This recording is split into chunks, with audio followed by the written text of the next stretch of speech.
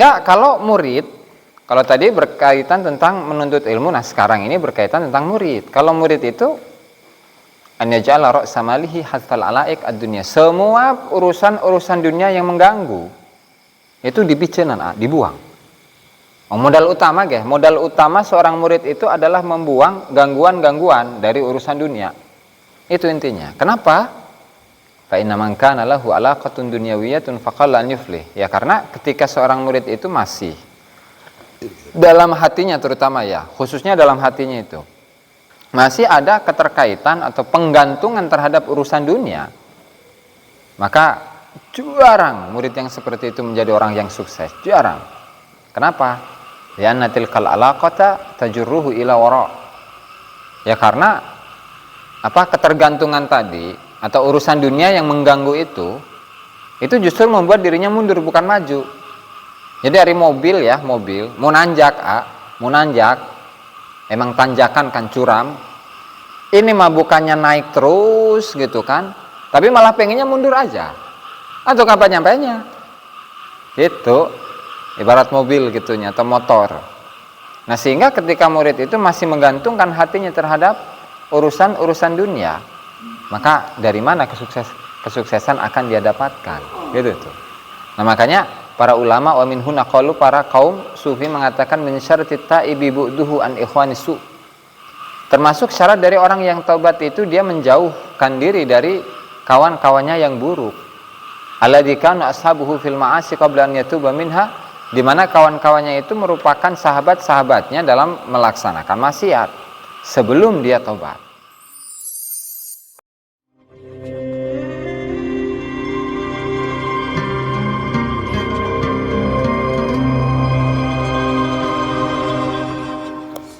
Bismillahirrahmanirrahim. Wassalatu wassalamu ala Rasulillah Muhammad ibni Abdullah wa ala alihi wa sahbihi wa mawalah wa la haula wa la quwata illa billahi.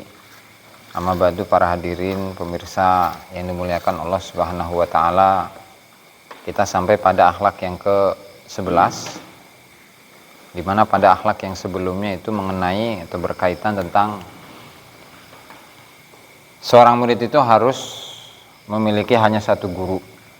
Seorang murid itu hanya diperbolehkan memiliki satu guru, kecuali gurunya itu memperbolehkan dirinya untuk berpindah kepada guru yang lain, atau guru yang pertama itu sudah meninggal. Nah, itu sudah dijelaskan dan banyak kutipan mengenai itu, mulai dari Syekh Abu Yazid Al-Bustami, kemudian Syekh Ibnu Arabi, kemudian Syekh Ali Al-Mursafi, ya kan?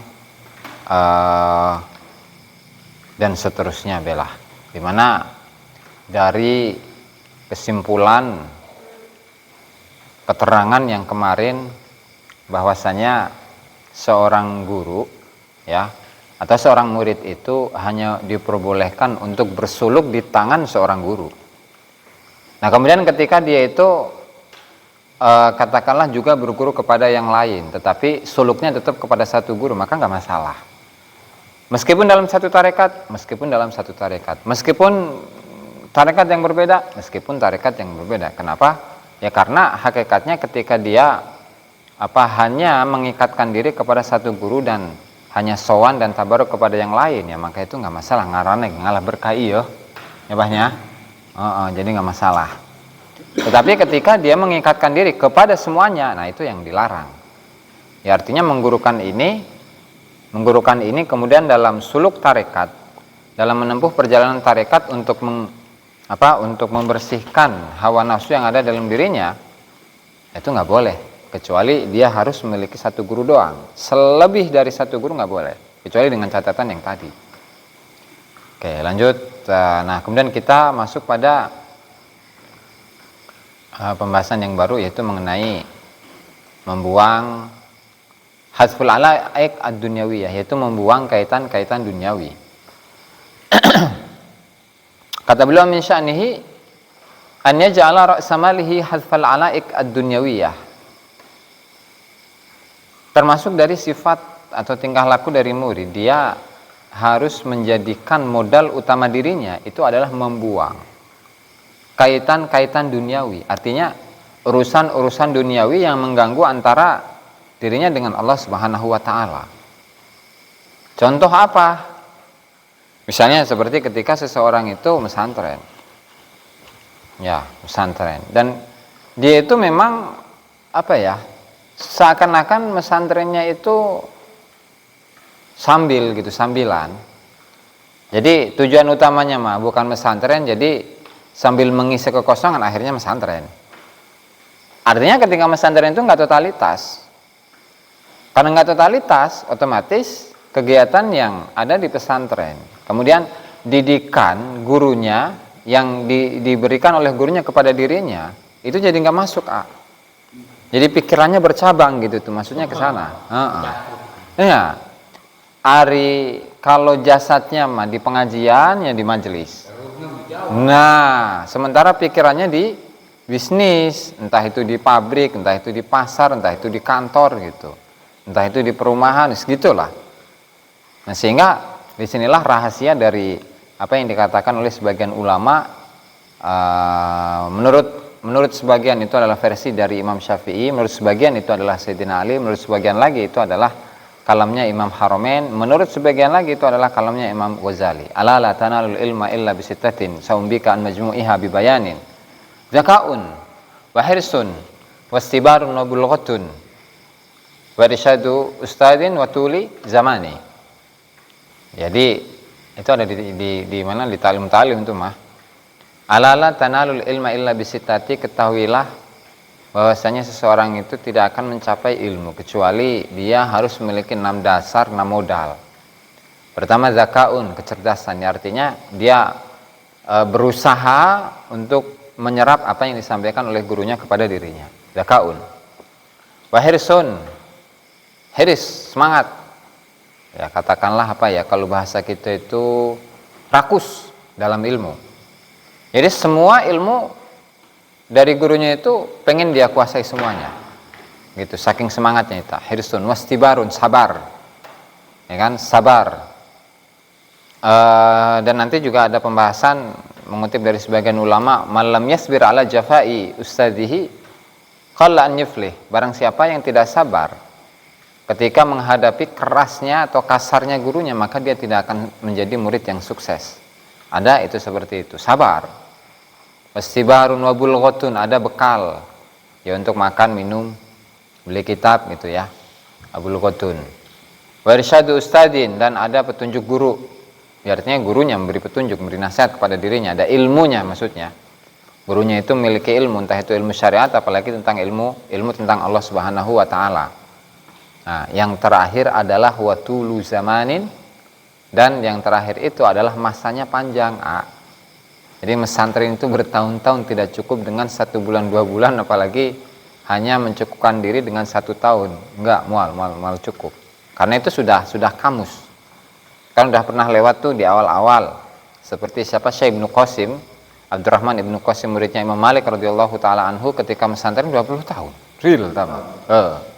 Imam Syafi'i mulai dari umur 10 tahun sampai umur 28 tahun.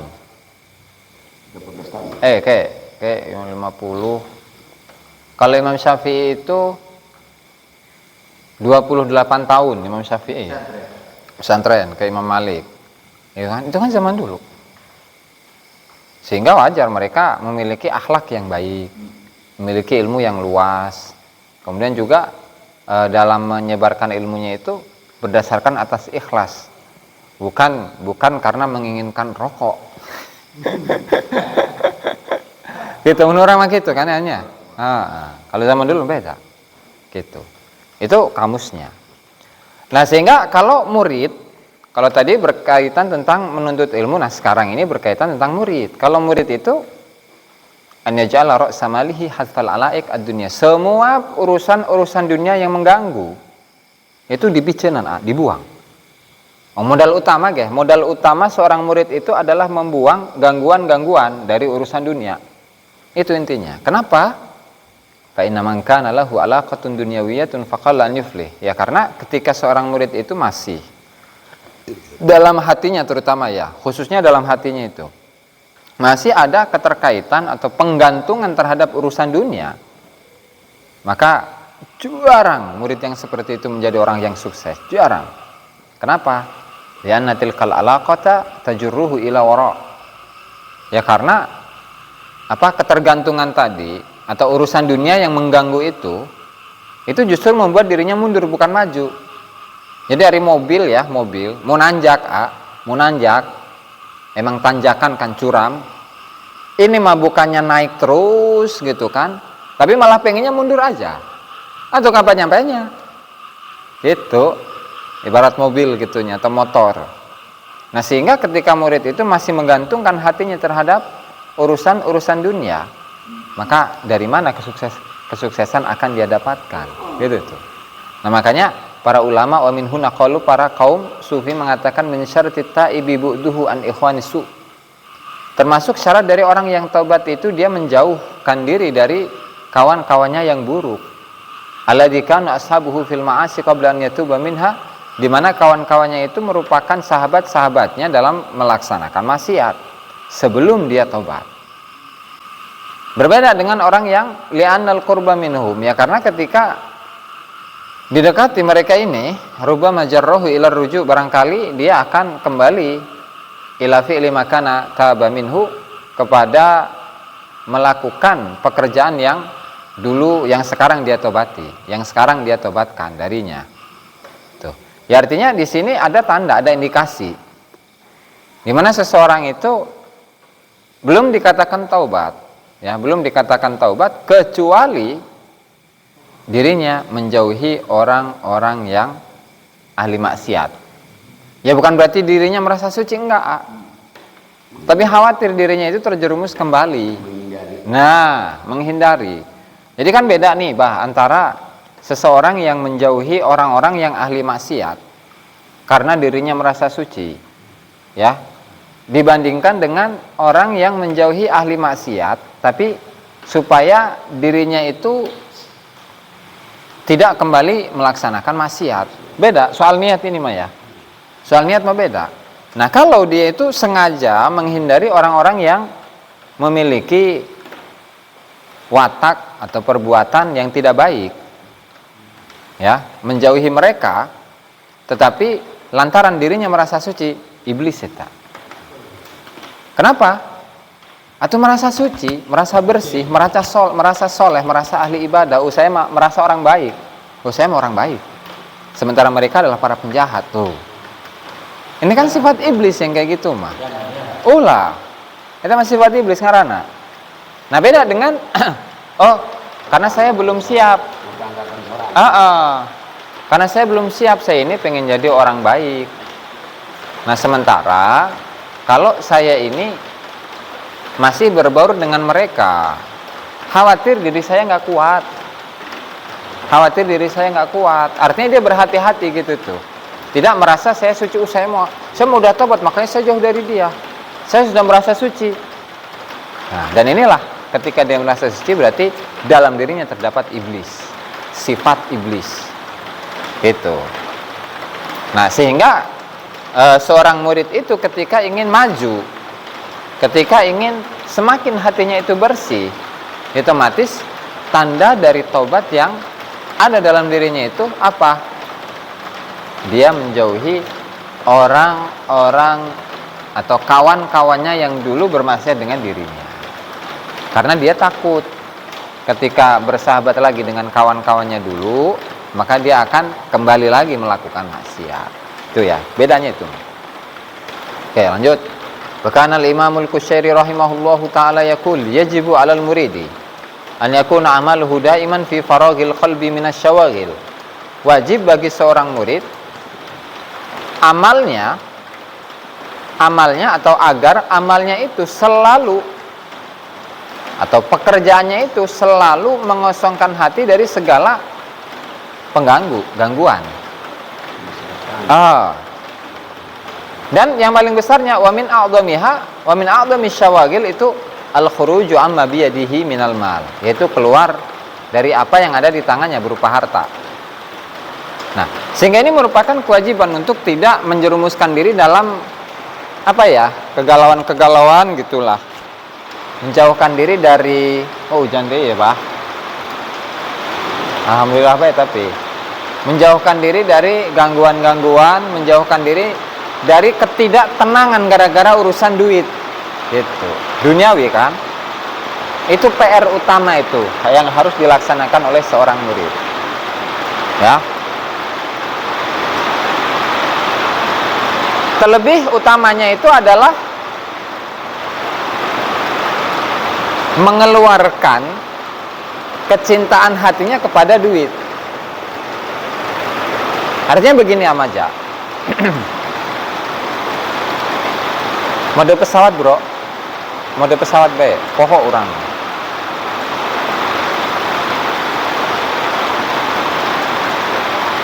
Das.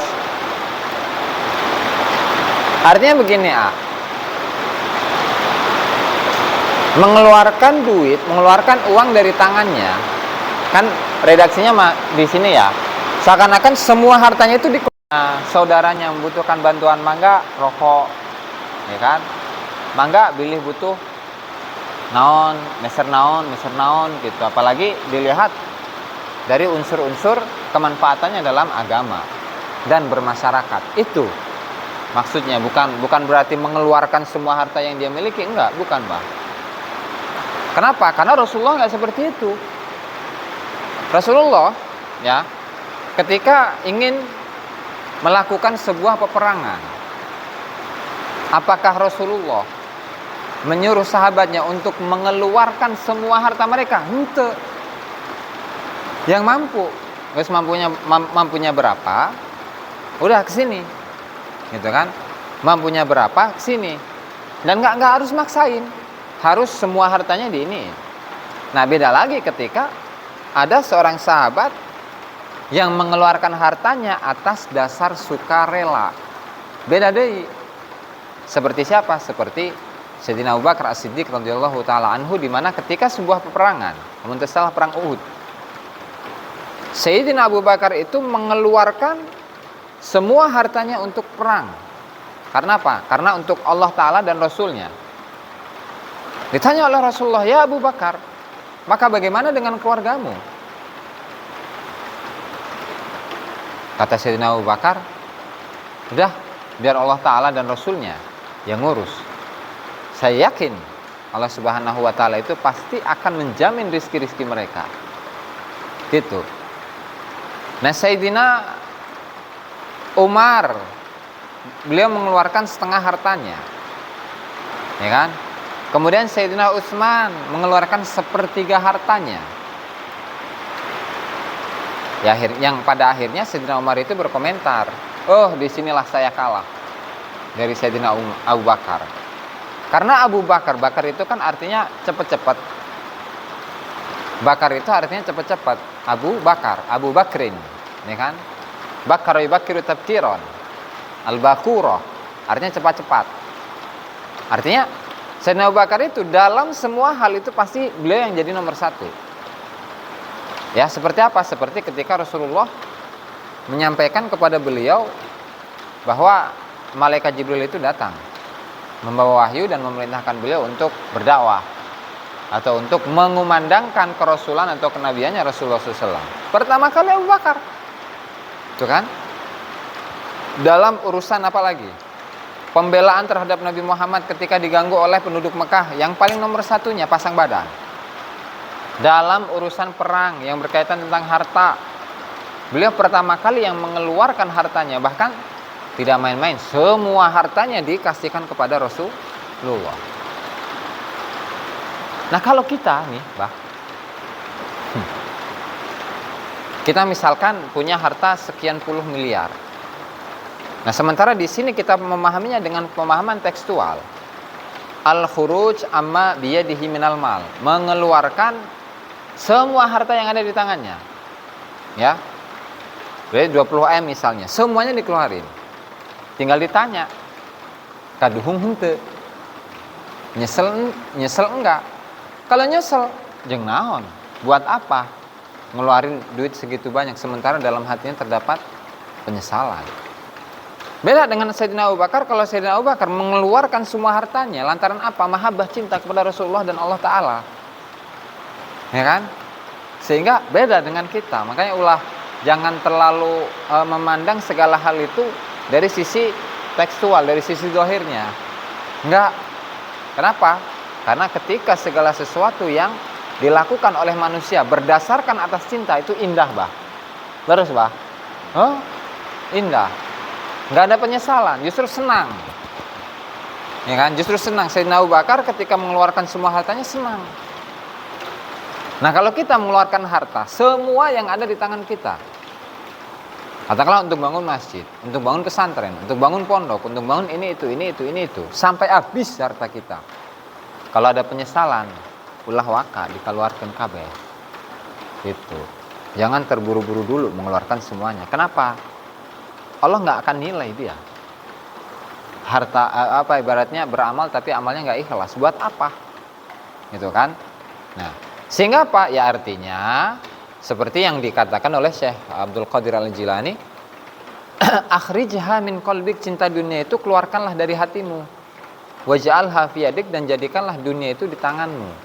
Artinya menjadi seorang manusia yang memiliki jiwa dermawan. Yang namanya jiwa dermawan ya, Bah, ya, kita kudu laporan. Nggak harus laporan. Bah, tahu nggak, Bah? Saya ini nyumbang buat masjid sekian puluh juta. Atau nggak gitu kan? Itu namanya bisa jadi ada potensi pamer di situ.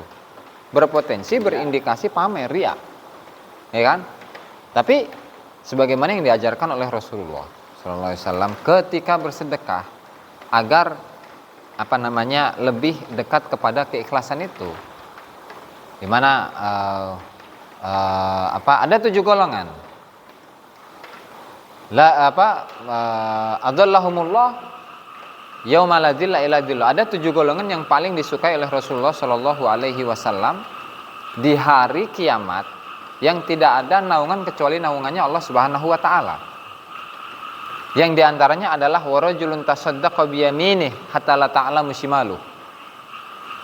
Seseorang yang bersedekah untuk Allah taala dengan tangan kanannya, bahkan sampai tangan kirinya itu tidak tahu bahwa tangan kanannya telah bersedekah. Ya, artinya apa? Yang namanya sedekah mah kudu harus rahasia gitu, harus susumputan gitulah. Ulah terlalu saya beramal ini, bangun masjid, bangun musola, bangun majelis, bangun pesantren. Entah gitu. Kenapa? Karena ketika dia seperti itu, takut oleh Allah Ta'ala nggak diterima. Jangan namun diterima ke Allah Ta'ala. Buat apa? Gitu kan? Nah, sehingga ya udah sih diam-diam baik gitu kan. Cicing baik orang mah susumputan. Seret celek gitu, gede. Manajemen punya sasana. Ya mati dibangun kayak sementara saya kenal. Segitu baik. Jalan. Ya. Kan mending gitu ya, Bang ya. Sugan baik. Mudah-mudahan aja kalau sedekahnya model seperti itu diterima oleh Allah Ta'ala. Gitu kan. Nah, itu yang jadi barometer. Nah, sehingga falaisa lahu an yumsikal mala illa ba'da kamalihi fit thariq, maka tidak boleh bagi seorang murid itu untuk menahan-nahan nih harta. Menyimpan harta atau menumpuk-numpuk harta kecuali dia sudah dalam keadaan sempurna di dalam tarekat. Karena kalau orang yang sempurna di dalam tarekat, dia sengaja nih mengumpulkan duit, mengumpulkan uang sampai berpuluh-puluh miliar misalnya. Kondisi sudah sempurna nih dalam tarekat. Tapi itu mah sebenarnya bukan untuk dirinya sendiri, tapi untuk membantuin orang-orang sekitar. Misalnya ada yang mau ke rumah sakit, nggak punya duit, dia bisa ngebantuin celek 20 juta kan. Ada orang yang rumahnya itu mau roboh rusak, celek dibantuan 10 juta. Ada orang yang mau nikah, celek dibantuin kayak 20 juta gitu. Itu kalau kondisi seseorang yang sudah pada kondisi yang sempurna tarekatnya, hatinya gitu. Nah, beda dengan murid, karena dia masih murid kene, masih belajar, masih dididik ya, sehingga dia harus diajari dengan kedermawanan gitu tuh dalam hal apapun. Gampang lah masalah duit mah rokok kek itu babagi nan babaturan teboga rokok merelah sebatang, 2 batang pan lumayan. Ya. Gitu.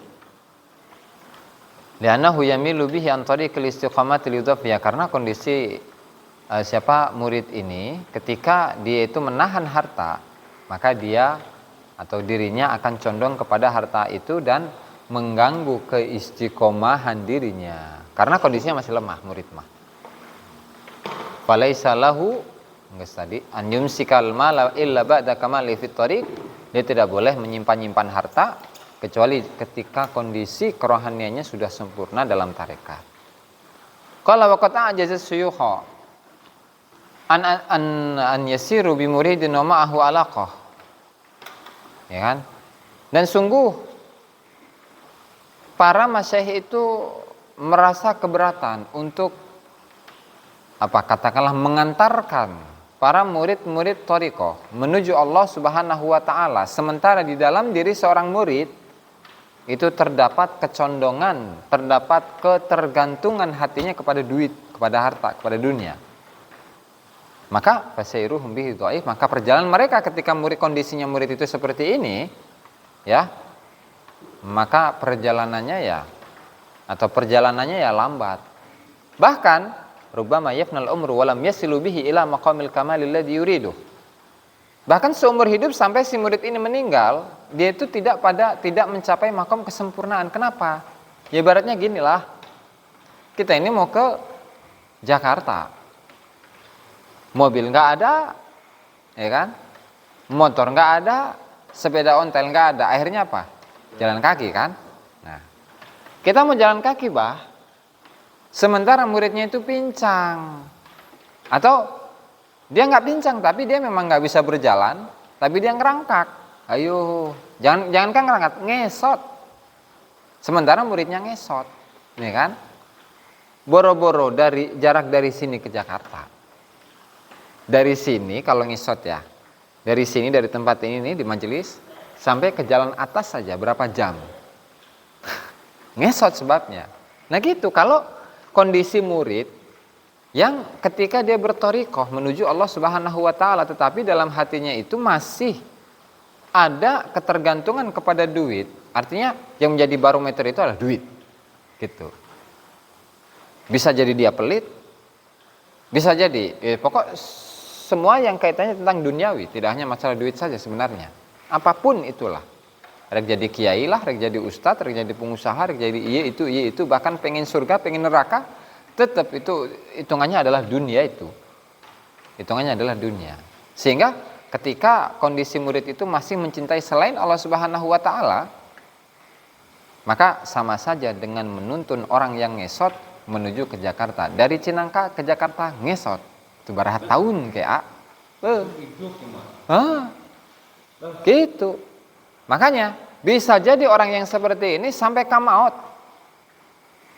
nggak bakalan mencapai makom kesempurnaan.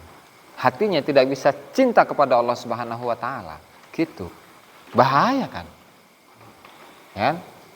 Makanya dari sini para masyayikh tarekat mereka mengatakan tafaqqah fi dinika awalan. Udah. Kita harus memperdalami agama terlebih dahulu. Ya, memperdalami agama terlebih dahulu. Summa ta'al udkhulit thariq. Kemudian kesinilah, barulah masuk ke dalam tarekat. Supaya apa? Wadzalika liyakillal tifatuhu ila ghairi thariq, supaya kecondongannya atau penolehannya kepada selain tarekat itu berkurang. Karena apa? Farubbama syara'a fi majlisi dzikrin. Ya, karena kalau tarekat kan pasti kaitannya dengan zikir. Karena seringkali dia itu memulai majelis zikir, artinya mulai berzikir kepada Allah Subhanahu wa taala dalam satu majelis, di sebuah majelis. Tapi kemudian fasara darusuhu yad'uhu ila mutalaati. Tapi justru dalam dirinya, dalam keinginannya, dalam perasaannya dia lebih tertarik kepada ngaji kitab.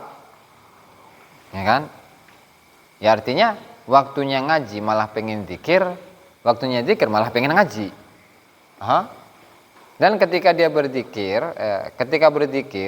dalam dirinya ada ketertarikan untuk ngaji. Jadi zikirnya sehingga zikirnya nggak khusyuk. Dan dia ketemu wal hudur ma'at talaba, dan hadir bersama para santri. yang sedang ngaji kitab. Yang kedua. Yang ketiga, wa kathratil jidal. Dan banyaknya perdebatan. Jadi ngaji bukannya dapat ilmu, dapat akhlak, dapat ketenangan, tapi justru malah nambah musuh, bah. Jadi para sehat ya. Kenapa? Ya karena dia mempertahankan pendapat yang menurut dirinya benar dan menyalahkan pandangan yang menurut dirinya salah.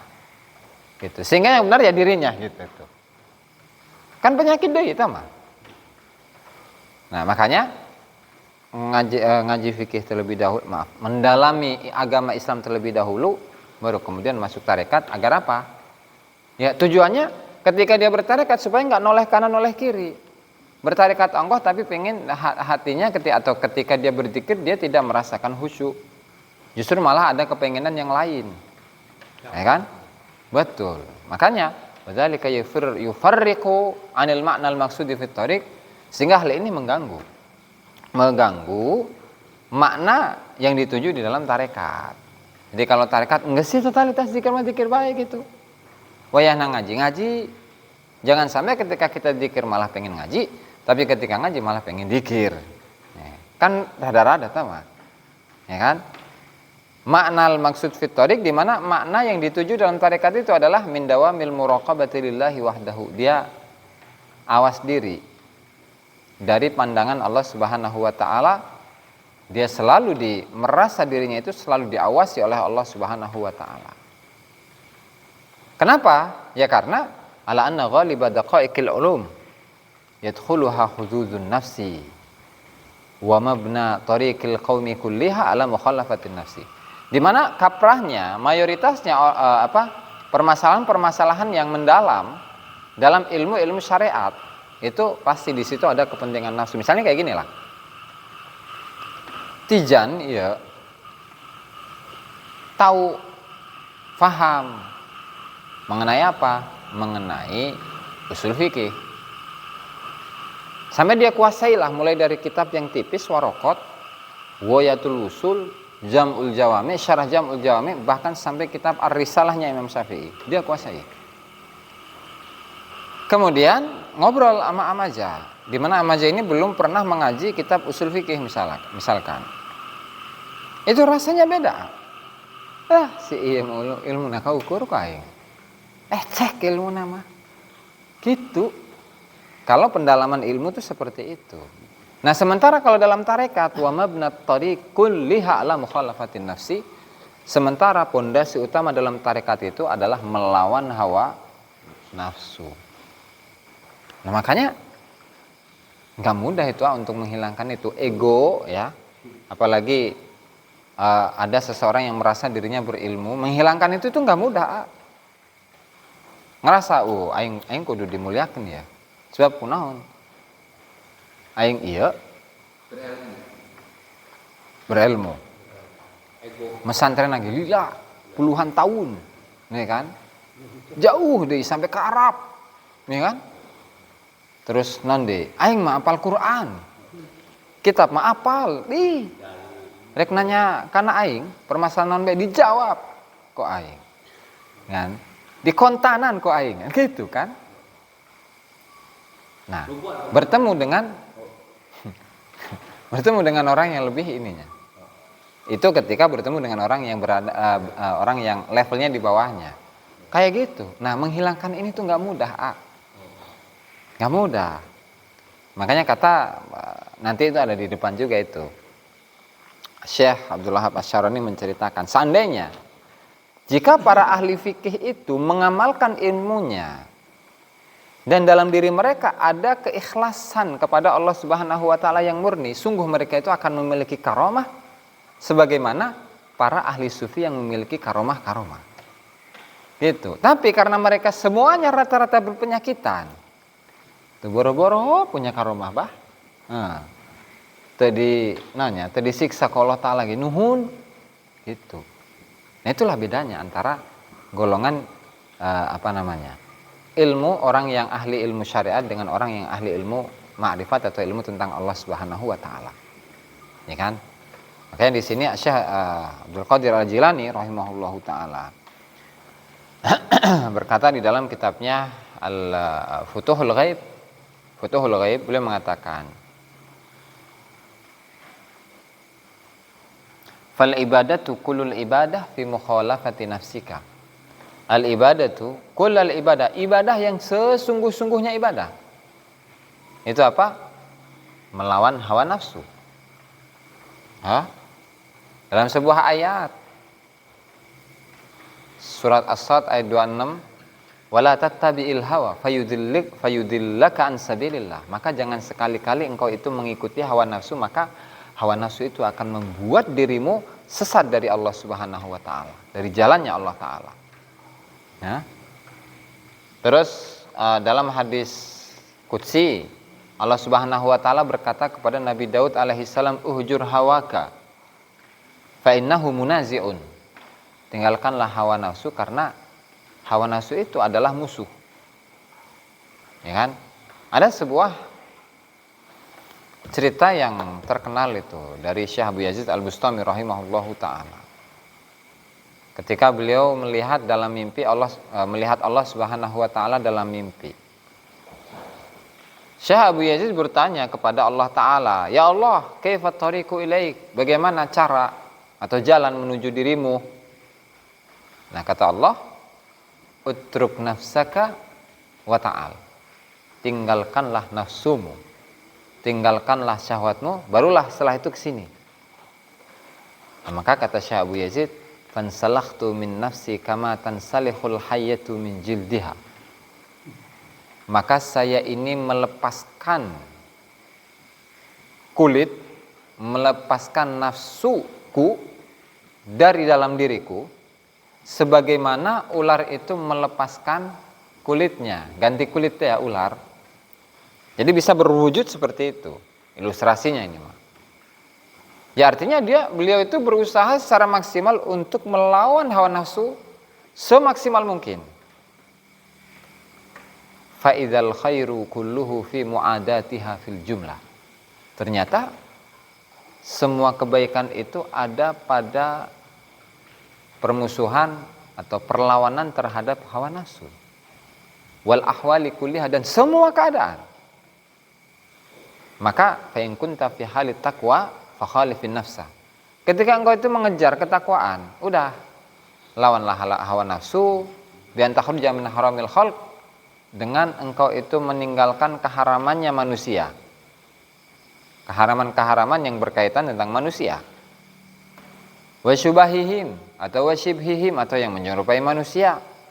Wa minnatihim, pemberian-pemberian manusia. Wal ittikali alaihim, pasrah, bergantung kepada manusia. Wa thiqati bihim wal khaufi minhum, percaya kepada manusia atau takut dari manusia. War roja'i lahum, mengharapkan pemberian dari manusia. Wat tamak fima indahum min ahkamid dunya, dari atau dalam hal yang ada dalam diri mereka dari urusan-urusan dunia. Fala tabrah atayahum ala tariqil hidayati waz zakati was sadaqati awin nuduri. Maka lepaskanlah, fala tabrah, jangan tinggalkanlah pemberian-pemberian mereka, tapi ala tariqil hadiyah. Terimalah pemberian-pemberian mereka, tapi dari jalur apa? Hadiah. Kalau kita mendapatkan hadiah dari mereka nggak masalah. Tapi kalau mengharapkan ulah, gitu. Mengharapkan ulah. Karena apa? Tetap nanti pada ujungnya kita ini akan menjadi orang-orang yang jauh dari Allah Subhanahu wa taala, gitu kan? Sehingga fakhruj minal khalqi jiddan, keluarlah engkau dari manusia. Jiddan, benar-benar. Waj'alhum kalbab, jadikanlah manusia itu seperti pintu, yuftah wa yurad. Yuftah wa yurad, di mana pintu itu bisa ditutup, bisa dibuka. Wa syajaratin, dan jadikanlah manusia itu seperti pohon, tujadu fiha thamratun tarotan wa takhtallu ukhra, di mana yang namanya pohon kadang berbuah, kadang enggak berbuah. Ya kan? Kullu dzalika bi fi'li fa'ilin wa tadbiri mudabbirin wa huwa Allah. Semua itu adalah oleh perbuatannya zat yang berbuat dan upayanya zat yang berupaya, yaitu siapa? Wa huwa Allah, yaitu Allah Subhanahu wa ta'ala. Litakuna muwahidan lirabb, sehingga agar tujuannya adalah kita ini menjadi orang yang mentauhidkan Allah Subhanahu wa ta'ala. Dalalatu halihi ala maqamihi wallahu ta'ala a'lam bisawab. Sebelum itu barangkali ada pertanyaan nih, Pak. Mangga. Kita nyambung permasalahan nafsu itu ada berapa bagian? Nafsu. Nafsu ini, sifat nafsu itu ada berapa bagian? Sur. Karena menurut analisa kita nafsu yang dunia itu kan dengan syahwat. Bangun malam juga kan dengan cinta. Ya. Kan? Tanpa cinta nggak mau. Jadi ya waduh. Jadi gimana ngebaginya atau nafsu itu macam apa kalau kita mau sholat juga lagi merokok kata dunia ini enak jangan dulu sampai sholatnya akhirnya masbuk. Tapi kalau dunia kita lepas nafsunya waduh kita berubah. Siap. Itu termasuk nafsu. Oh, nafsu. Jelas sama, Pak. Jelas. Pokok gini, Pak, barometernya itu siap sami-sami ya. Yuk, Mak. Yuk ulah. Timbangannya itu atau ukurannya, takarannya, pokok segala ya malam Jumatiannya. Nafsu itu ada dua macam. Dan nafsu yang dilarang itu adalah semua nafsu yang menjauhkan diri kita dari Allah Subhanahu wa ta'ala. Nah, kira-kira tinggal ditanya bae ya, Abah ya. Ngenah ngerokok, ngenah ngopi, aya sholat jamaah. Kira-kira ya lebih bagusan mana ya? Ngerokok heula, jamaah heula. Terus keur ngarokok, kira-kira ya Allah Ta'ala ridho henteu. Geus. Pokok melakukan segala sesuatu yang tidak diridhai Allah Subhanahu wa taala, geus eta. Naon bae eta mah? Nafsu ta mah. Tadi misalnya gempor ya, menuju Jakarta dengan cara jalan kaki. Ngesot. Apa kita menempuh mereka?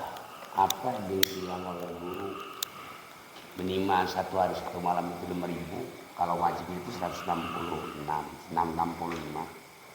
Tapi kita terlele aja hanya mengambil 160 atau 200. Asar dikira loh doh, barang asar enggak kan. Seperti itu kira-kira ya. Betul. Mendo. Iya. Jadi Betul. walaupun masanya 12 tahun juga kita itu kena mendo. Iya. Jadi kudu nama 12 tahun, malah jadi 32 tahun gitu. Ya, itu mah tinggal melaksanakan apa yang diperintahkan oleh guru teh, Abah. Jadi misalkan sehari 1.000 atau sehari 5.000 emang udah ada perintah harus, ya kan? Atau enggak semua enggak mau, waktunya kapan aja tah mah. Ngaranna manusia ge aya ieuna, aya pohona, aya sibukna segala macam wajar tah mah. Tapi sesuai target 5.000. Rek digawekeun di peuting, tah isuk, tah siang, tah bebas tah mah. Itu, Bah. Wallahu ta'ala a'lam.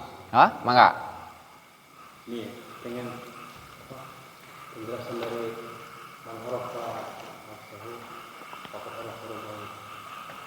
dalam membahas hadis qudsi man arafa nafsahu faqad arafa rabbahu, barang siapa yang mengenal dirinya maka dia akan mengenal Tuhannya. Barang siapa yang kenal dengan dirinya maka dia akan kenal dengan Tuhannya. Ini ya artinya kaitannya dengan hal ini sekarang ini yang dibahas. Barang siapa yang mengenal dirinya bahwa dirinya itu penuh dengan nafsu, sehingga dia itu selalu melawan hawa nafsu semuanya, dalam keadaan apapun, dalam kondisi apapun, ya kan? Dalam hal apapun, dalam urusan apapun, otomatis kan ketika dirinya sudah terlatih dan dirinya atau nafsunya itu tunduk kepada dirinya, maka dia akan kenal dengan Tuhannya. Jadi tidak hanya mengenal dirinya, dalam dirinya itu ada nafsu kemudian selesai, enggak. Dia kan sadar nih, diri saya ini penyakitan. Sehingga ketika diri saya tahu bahwa diri ini penyakitan, otomatis dicagerkeun heula burung. Ya, harus disehatkan dulu. Setelah sehat baru dia akan mengenal Tuhannya, bisa berkomunikasi dengan Tuhannya, bisa berkomunikasi dengan Allah, berbincang-bincang dengan Allah, bahkan dekat setiap saat, setiap waktu, setiap detik, setiap menit. Dalam sirnya itu bersama Allah Subhanahu wa taala secara terus-menerus. Gitu, Bro. Jadi bukan hanya sekedar barang siapa yang mengenal dirinya, maka dia akan mengenal Tuhannya, mengenal dirinya dengan hawa nafsu dan selesai. Enggak. Ngeunah amat mah marifat. Ya. Untuk itu. Tapi harus menyelesaikan PR-nya. Dia kenal dengan dirinya bahwa dirinya ada hawa nafsunya, musuhan. Tinggalkan lawanan. Itu, perangi. Setelah diperangi dan mereka kalah si nafsu-nafsu ini, kakarak teman, makrifat ke Allah Ta'ala. Nges gitu. Nanti wallahu ta'ala a'lam bissawab. Demikianlah para hadirin yang dimuliakan Allah Subhanahu wa taala, pengajian pada malam hari ini semoga bermanfaat dan semoga kita selalu diberi taufik dan hidayah untuk mengamalkan apa yang kita pelajari. Amin ya rabbal alamin. Kurang lebihnya saya mohon maaf. Wallahul muwaffiq ila aqwamit thoriq. Wassalamualaikum warahmatullahi wabarakatuh.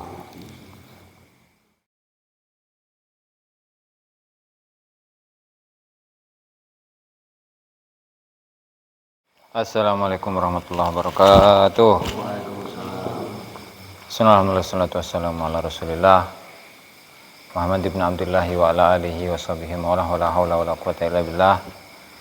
Nawina ta'allum ta'limun nafra intifad zakura wa tazkira wal ifadata wal istifada wal hatha ala tamassuki bi kitabillah wa sunnati rasulihi wa du'a ila al huda wa dalalata ala al khair tiwa wajhihi wa qurbihi wa thawabihi subhanahu wa ta'ala. Rabbi shrah li sadri wa yassir li amri wa hlul 'uqdatan min lisani yafqahu qawli. Amma ba'du. Para hadirin hadirat ya, Mas. Mari kita lanjutkan pengajian kitab Al-Anwarul Qudsiyah fi Ma'rifati Qawaidis Sufiyah karya Syekh Abdul Wahhab Asy-Sy'arani rahimahullahu taala, dan kita sampai pada halaman 44. Sebelum kita mulai, mari kita hadiahkan Al-Fatihah kepada semua guru kita, semua orang tua kita, muslimin muslimat, mukminin mukminat. Ala hadini wa ala kulli niyatin shalihah wa ala man nabi aslafuna shalihun wa ala hadratin Nabi Muhammad sallallahu alaihi wasallam. Al-Fatihah. A'udzubillahi minasyaitonir rajim. Bismillahirrahmanirrahim. Ya Allah ya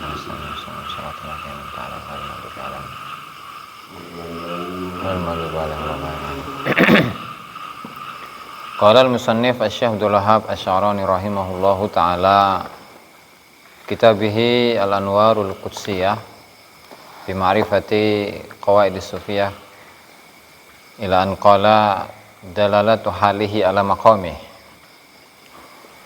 Utawi kiku pituduh atau petunjuk tingkai murid ala maqamihi, yang atasnya maqami murid. Pemisyanilan iku tetap saking tingkai murid an yakuna utawi yen ta'ana lahu iku tetap kedua murid. Apa syahidun apa kang nyekseni min halihi saking tingkai murid fi kulli maqamin ing dalam saban-saban maqam idda'ahu kang ngaku-ngaku sapa murid ing maqam. Au tadzahara utawa gawe pertela atau mertelaaken sapa murid bihi kelawan maqam. Fa ini da'a mangko lamun ngaku-ngaku sapa murid al mahabbata ing sifat cinta lillahi maring Allah, kana mangko ana apa launuhu warnane murid iku yamilu condong apa laun ilal isfirari maring kuning. Wa ini dalan lamun ngaku-ngaku sapa murid az-zuhda ing kezuhudan fid dunya ing dalam dunya, kana mangko ana sapa murid iku mujaniban iku kang ngadoh-ngadohi lil asyrari maring pira-pira kang Allah. Wa ini dalan lamun ana sapa lamun ngaku-ngaku sapa murid al-ju'a ing lapar, kana mangko ana apa jismuhu apa jasate murid iku mailan iku condong ilal izmari maring nyumput. Qala Syariful Ahmadi, qala ngucap sapa Syariful Ahmadi, waqad kunna lan teman-teman ana sapa kita iku fi majma'in ing dalam siji perkumpulan minal fuqara'i saking para-para wong fakir, fitur batil Bahansa ing dalam kuburan Bahansa, ngaran tempat tama. nazuru ziarah sapa kita as-solihina ing pira-pira wong kang saleh. Wa idza lan dumadaan syabun utawi wong nom iku qad aqbala teman-teman teko sapa syab atau ngadep ya, qad aqbala teman-teman ngadep sapa syab alaina ing atase kita mudmiran. Kurang alif namanya Ustaz. Qad aqbala alaina. Kurang alif. Mudmiran. Mohon setelah ro bah kada haya alif antama. Mudmiran hale susumputan. Walau nuhulan untai warnane fakir syab iku asfaru iku kuning wa alaihi lan iku tetep ing atase syab lawa ihus shalah pira-pira tanda kesolehan. Fangsyada mongko ngedendangaken atau nyanyi ya sapa munsyidul fuqara sapa penyanyine pira-pira wong fakir lamma ra'ahu tatkalane ningali sapa munsyid ing syab minasyauqi mudna ma yazalu musqaman lahu inda tagribin nujumi aninu. Minasyauqi saking kerinduan, mudnan minasyauqi ku tetep saking kerinduan mudnan utawi wong kang den gawe capek, den gawe kesel. Mayazalu ora gingsir-gingsir sapa mudnan iku musqaman iku den sakiti. Lahu tetep kedue musqam atau mudnan gak bisa inda tagribin nujumi ing dalam sandinge lahu iku tetep kedue mudnan inda tagribin nujumi nalikane angslupe pira-pira bintang aninu utawi rintihan.